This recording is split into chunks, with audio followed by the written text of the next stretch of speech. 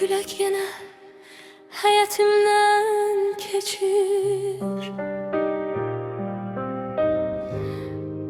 Bir kölgə məni uşaqlığıma aparır. Köhnə tut ağacı səni tanıyıram, hər yarpağında bir ömrü oxuyuram. Kölgəndə qalan uşaq gülüşləri hələ də ürəyimdə yaşayır səssizcə. Hər budağın bir sır danışır, hər izi illərin nağılıdır. Sən susursan, amma mən səni hər baharda yenidən eşidirəm. Vaxt dəyişdi, küçələr dəyişdi, amma o həyətin qoxusu dəyişmədi. Ayaq izlərimiz torpaqdan silindi, xatirələr ürəkdən silinmədi.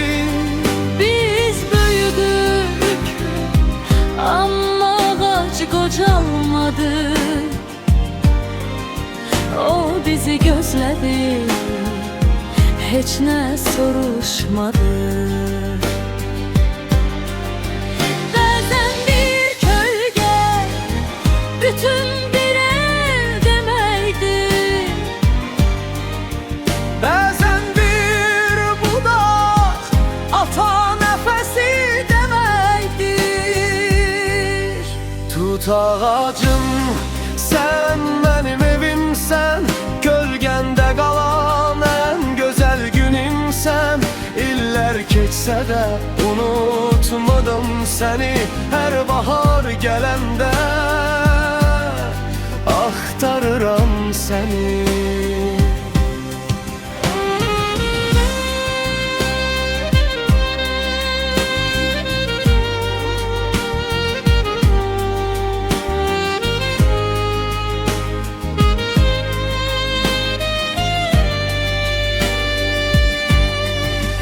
İndi bu dağlarım daha uca olub, mənim arzularım kimi. Əllərim çatmasa da qəlbim hər gün sənə toxunur gizlicə. Hər insanın bir ağacı olur, kölgəsində ruhu dincələn. Bir gün qaydanda anlayırsan, sinevdaş deyil, xatirələrdir səni gözləyən. Əgər sabah bu həyət boş qalsa, yenə də bilirəm külək gələcək. Sənin yarpaqların mənim adımı səssizcə pıçıldayacaq.